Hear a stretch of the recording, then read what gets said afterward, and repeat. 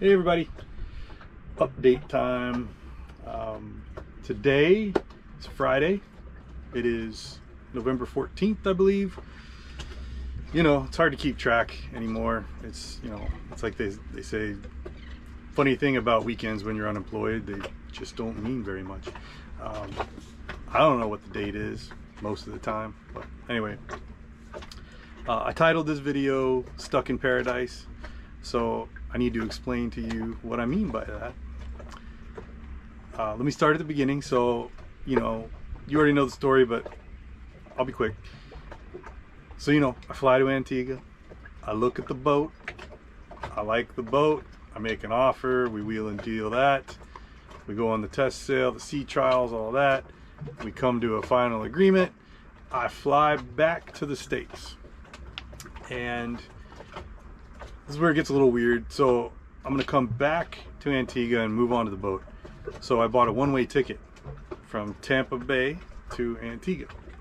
And I show up to the airport in the morning in Tampa. And I got my 3 giant suitcases loaded with all my stuff.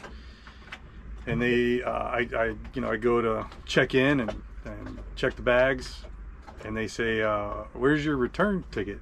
And I say, well, I don't have a return ticket. I'm not coming back. And they say, well, we can't let you on this plane if you don't have a return ticket. So I go to the trouble line and the bad kids line, and I get up to my turn, and she says, all right, look. She says, this is what I suggest, but you do whatever you want. She said, if I were you, I'd buy a fully refundable ticket back from Antigua to Tampa. And then from there, do whatever you want. I was like, brilliant. So I scoot over to the side and I get online on my phone right there and I buy a fully refundable return ticket. And she says, okay, you're good. Checks my bags and away I go. Fly to Miami, fly to Antigua. Get to Antigua. It was a crazy line because they had weather delays, so they had a bunch of flights that were delayed getting in. Anyway, I couldn't believe how many people I had to wait in line for, like, I don't know, 2 hours or something to get in. But I get through customs and immigration in Antigua, check through there, no problem. And as soon as I hit the curb outside the airport, I was on the Wi-Fi at the airport, and I jump online and I cancel that return flight for a full refund. Problem solved. Kinda. But now here I am in Antigua, and when I checked into Antigua, I had a return flight. Now I don't. Now I move on to the boat. Put the boat in the water. So here I am. Falmouth Harbor, Antigua, and whenever you come to a country on a boat, you got to check in. You got to check in with customs and immigration and get your cruising permit. I don't have that.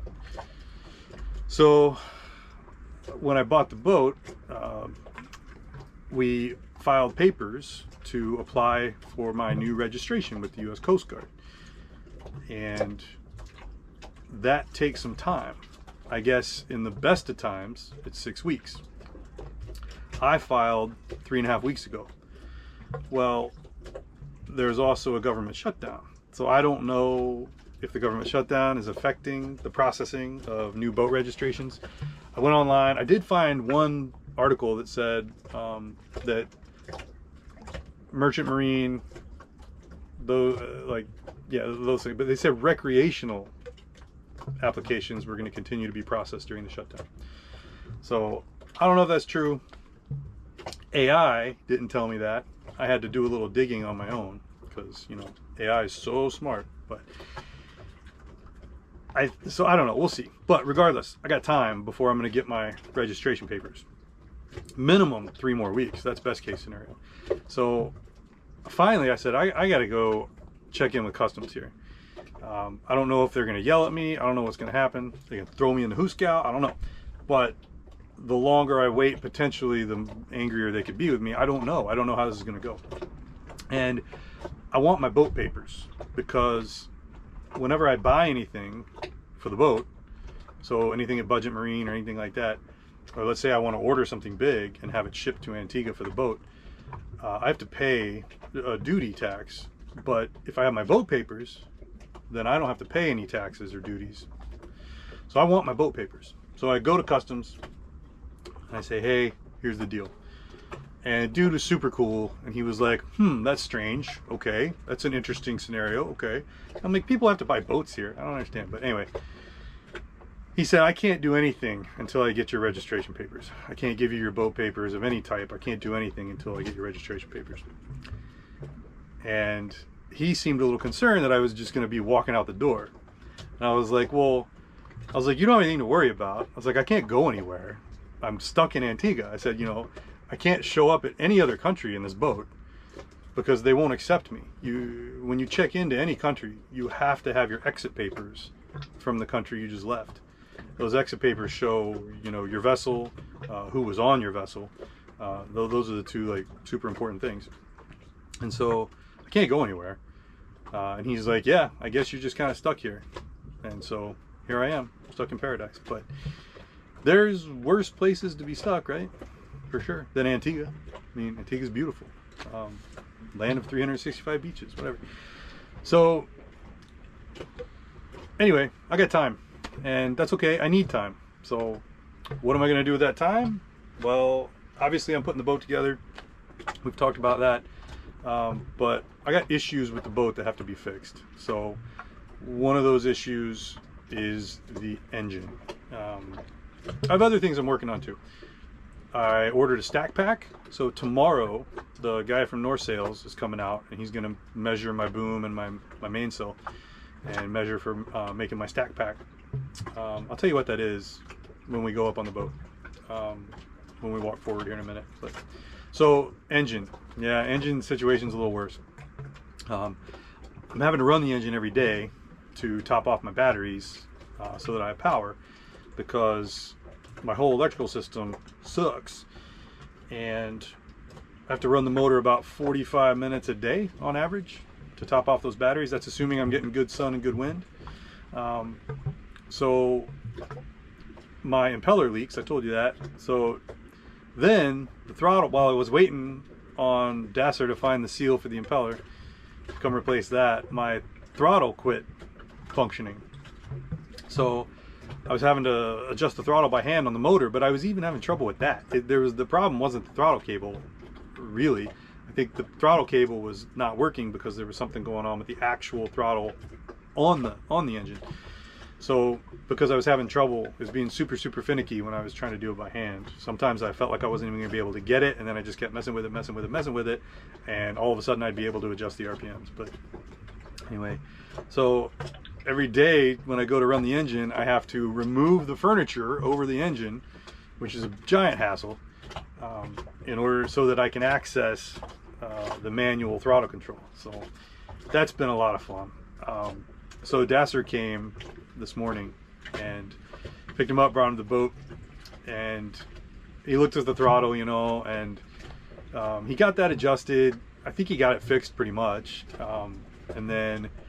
But we were still having problems with the engine shut off, and so he came to the conclusion that that solenoid switch is bad for the electrical fuel control for the shut off. So we're gonna have to try to find one of those, see if we can replace one of those. I'm sweating, it's hot. I have to keep this closed during the videos, otherwise the wind whips through here and messes with the sound. But the wind whipping through is what keeps me nice and comfortable, which I normally am. But I'm just sitting in a sauna right now under this bimini. So yeah, sweating. But Dasser got here. Yeah, so then he's gonna work on the impeller. He's gonna change out that seal, the inner seal on the impeller. So he pulls the impeller off and he says, oh no. He says, this is bad. He said, we've got water creeping in all the way into this water pump. He said, this is bad, this is salt water. It's getting in your oil. Well, I hadn't checked the oil on the boat because somebody just changed the oil when I bought the boat. I haven't run the motor for 6 hours, 7 hours, 8 hours since then. I don't know. So I haven't bothered to check the oil. So So we pull the dipstick. There it is, milky. So Dasser says, all right, I'm going to take the impeller to my house. I'm going to see what I can do as far as rebuilding it goes. So he calls me about an hour and a half later, and he says, oh man, he says the bearings completely shot. So I have to replace the bearings. He said, but one of the bearings is broken and the shaft of the water pump shredded. He said, this thing's got to go. He said, I'm going to rebuild it and it'll be sealed so you won't be mixing water and oil anymore. He said, but it's not going to last very long, so this is going to be a very temporary fix. He said, we're going to have to get you a water pump. Definitely not something that's going to be on the island right now. So we got to figure out, he said I needed to figure that out. So I made a couple calls, several calls, but I got in touch with a guy who says he's going to be able to help me out. So it's going to be, 2 or 3 weeks probably before we can get an impeller here, but regardless, I got time. I'm stuck in paradise, so it's all good. So Dasser says he's going to get me band-aided and make it where we can run the motor between now and then. So it's going to be all good, whatever. I'm glad, honestly, everything that goes wrong on the boat, I'm somewhat relieved when it happens, because that's just something that's not going to go wrong on me after I leave here. So I'm stuck here. If I'm going to have to fix things at some point, whether it's now or 6 months from now or even a year from now, I would rather have it break right now and fix it right now than have to deal with it after I leave here and I want to be sailing around and enjoying myself and being on the move. I don't have a choice right now. I can't be on the move. So I want all the shit that's going to break now. I'll deal with it now. And so yeah, I'm kind of relieved, honestly, when stuff is going wrong. Anyway, so engine, that's the engine. So why do I have to run the engine? Well, I have to run the engine because I have to charge my batteries. Well, why do I have to charge my batteries? I have solar, I have a wind generator. It's crap. So upon further investigation, I already told you that the solar's not making much. The wind generator, it operates, it does what it's supposed to do. I've heard, I did a little research, it's supposed to be the equivalent of about 150 watts of solar. So theoretically, that's enough energy to run my fridge and freezer for 8 hours. So, and that's an average windy day. And it's been pretty windy here. Most of the day today has been unusually calm. The wind is starting to pick up a little in the last half hour. So that's nice, or last hour probably, but the wind always seems to pick up here, especially at night when I go to bed. It always picks up and I have a nice cool evening, so that's nice. But anyway, wind generator is doing what it's supposed to do, but it's not that much. So I decided I've got to deal with this solar situation. I got to make power.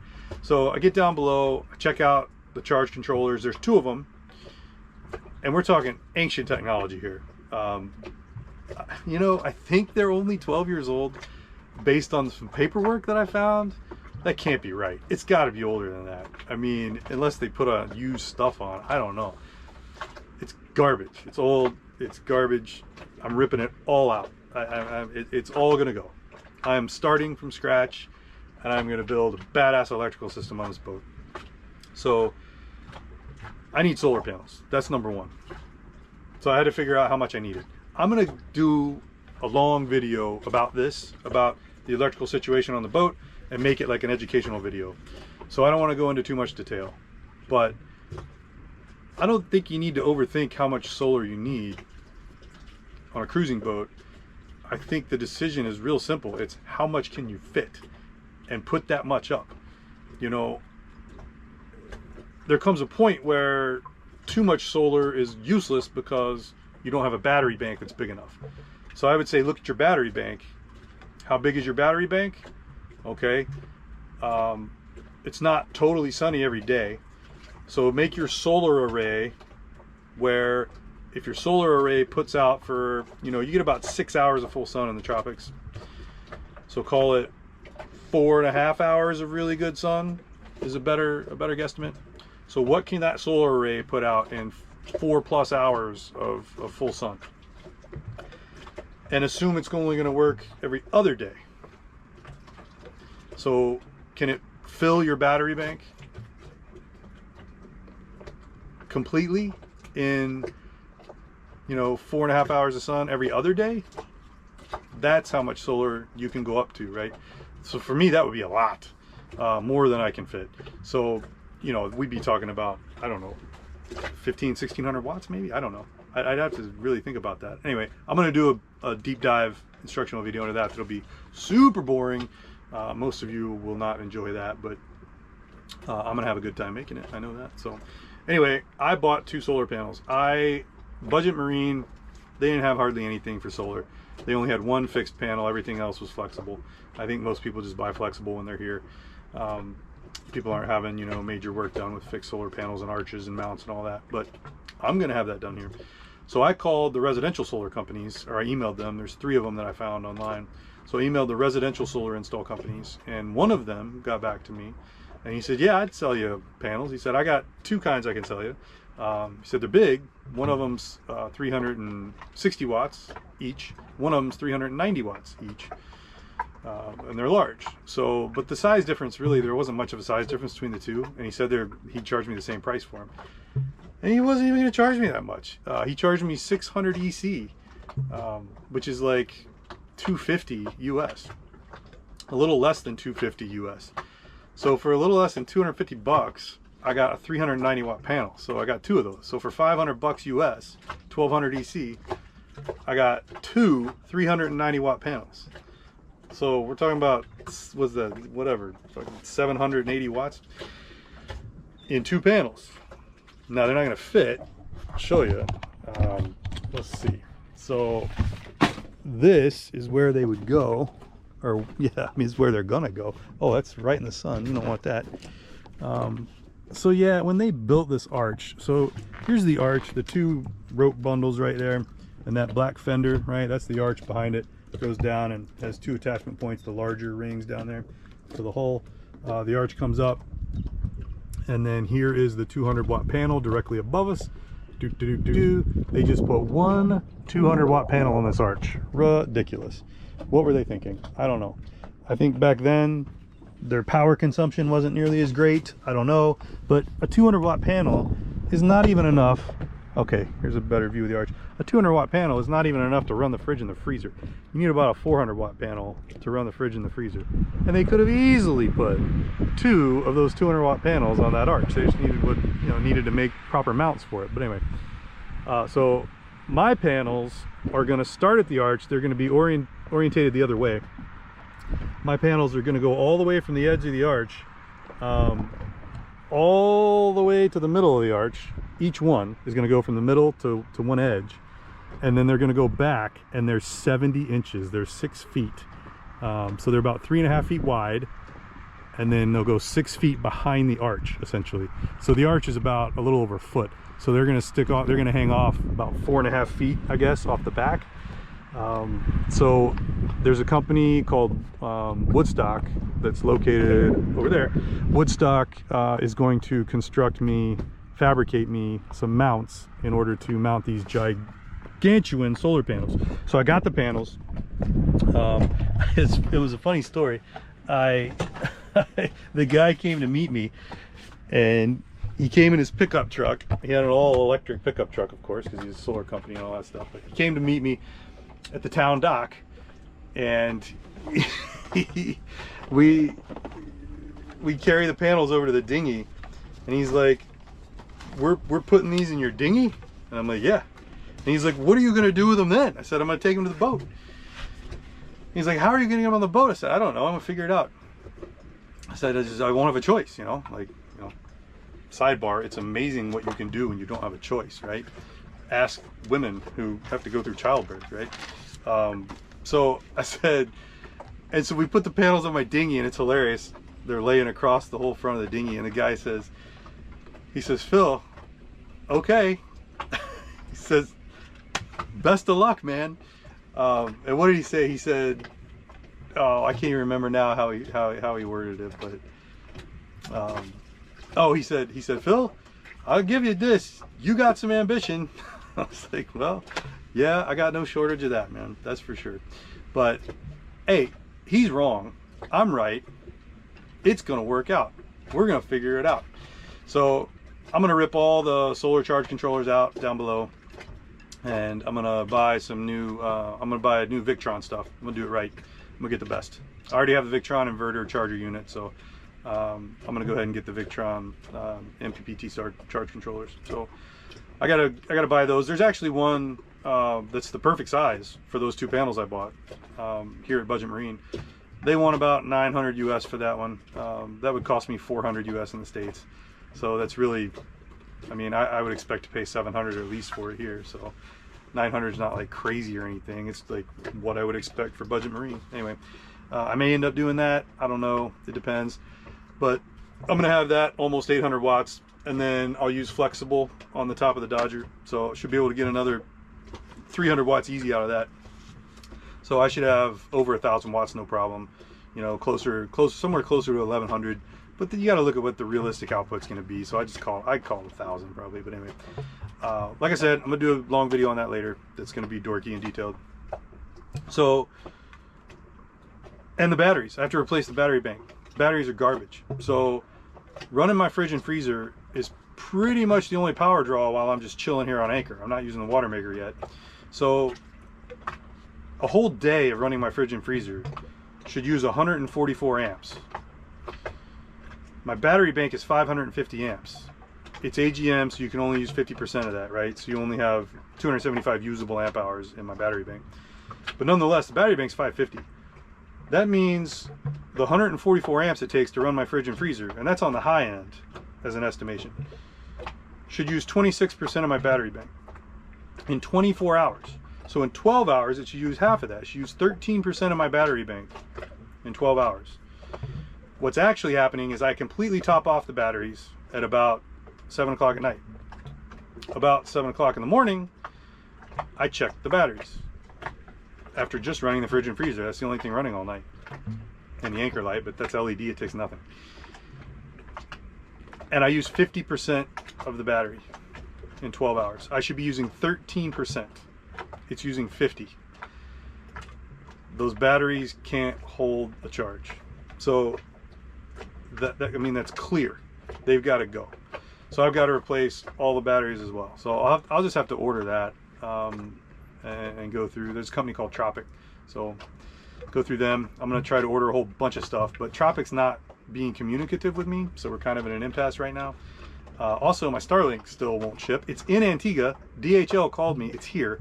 But they're not shipping it to the slipway for some reason. They've called me, and I said, hey, you're supposed to deliver it to the slipway. And they said, okay, we'll do that.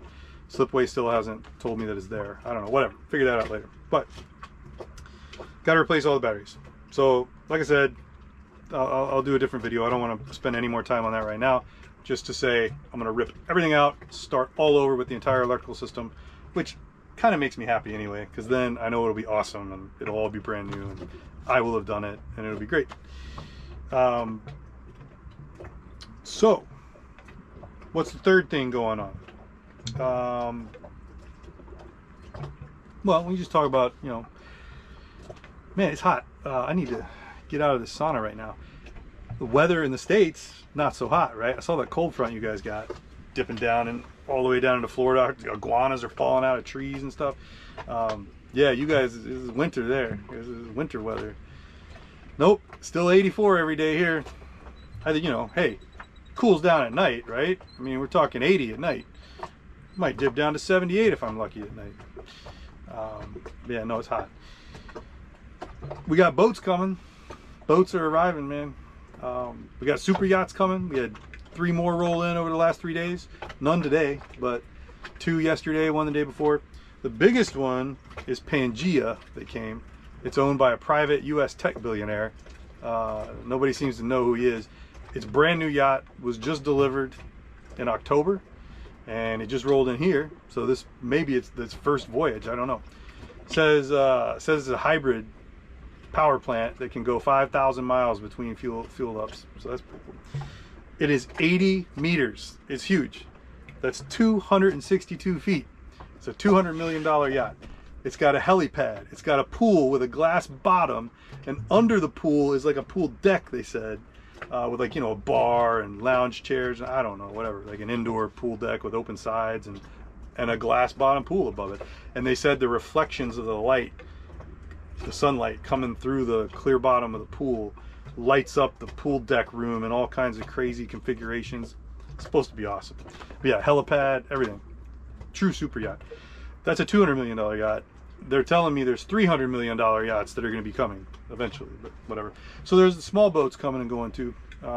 Some people come, they only stay for a couple days, and then they head out, go other parts of the island. I'm sure there's like 3 main places to go on the island with a boat. There's Green Island, and then there's Jolly Harbor, and then there's English Harbor and Falmouth Harbor. But anyway, so people are coming and going. Some people are staying longer. I made friends with Peter and Beth. They're on a passport. They're on a passport 515, which is a newer passport. The newer passports are built in China.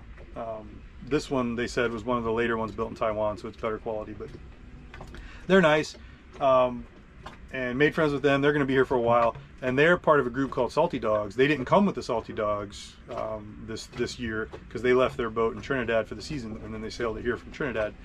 But the Salty Dogs leave the Chesapeake Bay every year as a huge group and come down. There were 70 boats this year, and they should all be here, except between the Bahamas and Chesapeake Bay, they ran into some big weather, and they had 20-foot plus seas, and a lot of things broke on people's boats, and a lot of people were exhausted and traumatized. And so 40 of the 70 boats are still in the Bahamas. Somebody told me one of the boats sank, but it wasn't somebody from the Salty Dogs, so I don't know. They said a catamaran sank on that trip, but I don't know. I gotta verify that. But some of the Salty Dogs are rolling in. There's one of them right next to me. Actually, I'll show you in a second. But yeah, boats are coming and going. There was a boat next to me for like a week called Little Bird, and it was a catamaran, and it was a nice catamaran. It wasn't like crazy huge or anything, but it was sleek. It looked low. A lot of the catamarans, especially the charter boats, the lagoons, they're real boxy looking. They look short and tall. Just doesn't look like a sleek sailing vessel. This Little Bird was cool. I don't know what the make was, but it was cool. Really cool looking catamaran. The guy never said hi, never waved. I waved to him, he never waved back. So finally I was like, all right, this is ridiculous. I gotta go say hi to this guy. So I get in my dinghy. He's out. I see him. He's out on his boat. And I dinghy over, and I mean, it is a 20-second dinghy over there. I get over there, and he's nowhere to be found. So I'm just kind of circling behind his boat. He can hear my dinghy. He was just on deck. He saw me coming. He hid in his boat. He would not come out. So I never even touched his boat. I don't know, whatever. I was like, okay, you're weird. You're an introvert. I don't know. But clearly, the dude hid when I was coming. I don't know. I don't know if I'm scary looking. I don't know, whatever.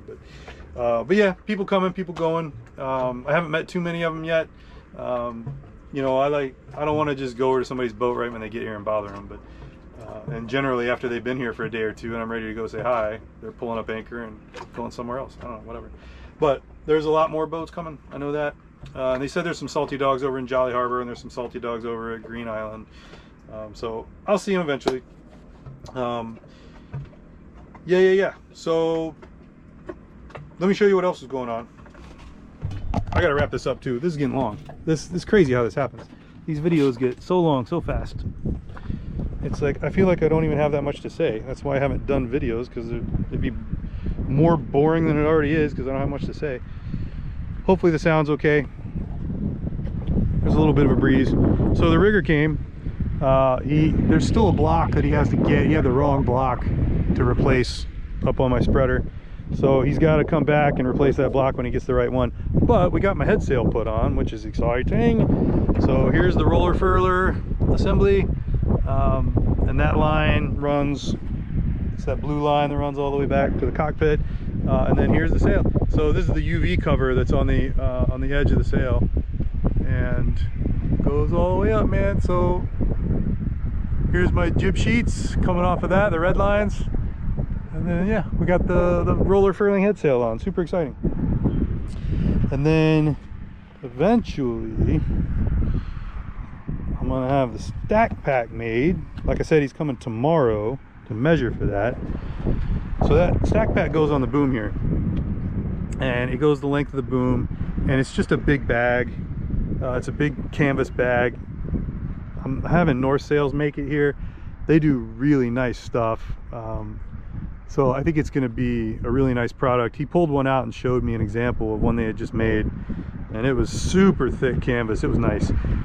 But it's basically a big bag, and this boat already has lazy jacks. These are lazy jacks, these little ropes. And when the sail goes up, these lazy jacks go up as well. And they're on the outside of the sail, kind of just holding it there. And when the sail comes down, the lazy jacks, they guide the sail down the middle, kind of right over the boom as it comes down, so that the sail doesn't fall completely off to one side while you're bringing it down. That way it makes it easier to fold your sail back and forth. But you can take these lazy jacks a step further, which is what I'm going to do, and make this big bag. And then as the sail comes down, the bag's tall. I mean, it's, you know, it's a tall bag. So the lazy jacks guide the sail into the bag, where the sail doesn't fold perfectly, but it kind of folds on itself to some degree inside this bag. And then when the sail's all the way down, I just zip the bag shut. So anyway, I'll show you when I get it. It's gonna take he said about 3 weeks to make it, but oh, I was gonna show you my neighbor. So I'm sitting out here the other day, or the other night, it was night, and I'm just having a beer. I'm sitting out on the foredeck because the engine was running, so I was getting away from the noise. And I hear something right out here that sounds like a human being gasping for air. And I'm like, okay, that can't be what I think it is. And I'm like, wait, well, I mean, I don't know what I think it is at this point, but after a second I was like, could that be a big turtle making all that noise? And I'm like, that's gotta be, right? So I see the shadow of a head, and it looks really big, but it's nighttime, who knows? So I run inside, I grab my spotlight that I take on my dinghy with me at night. I grab my spotlight and I wait until the breathing noise is closer to the boat, and it gets really close to the boat, and I shine my light on him, and he's massive. I mean, he was over 1 meter long. I mean, he's probably 4 feet. He was big. He didn't like the light. He dove right down as soon as I shined the light on him, but it was super cool, man. That was a gigantic turtle right next to the boat. There's one of the salty dogs right there with the Canadian flag on their doofer. Cool boat. But and then there's another salty dog with their American flag behind them. That's a big boat. I haven't even taken a good look at that. It just got here about 2 hours ago, but it was a damn big boat. Dinger's still doing great. Oh, okay, we need to end this. This is getting really long. So I think I talked about everything I think that I had written down. Let's see.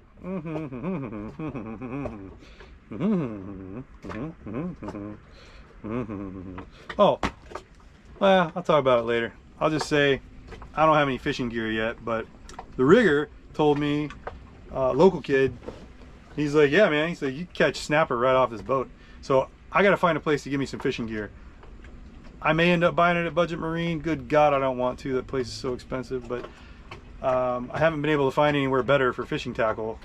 But I need to take the bus into town and find somewhere to buy fishing tackle. Because he said I can catch snapper right off the boat. And I said, what about, are you worried about ciguatera? He said, no. He said, me and my friends and family, we eat everything we catch all over the bays. Never had a problem. I'm like, okay. He said, we eat a lot of fish from around here. I said, okay. If you're not worried about it, I'm not worried about it. So I'm gonna get some fishing tackle. I'm gonna catch some fish right off this boat, I think. We'll see. Probably not many, but I don't know, whatever. Okay, y'all, the video went over 30 minutes again. I don't know how this happens. If you want me to really shorten these up, just tell me and I'll shorten them up. But anyway, all right, that's all I got for now. And thanks for watching, guys, and I'll talk to you soon. All right, bye.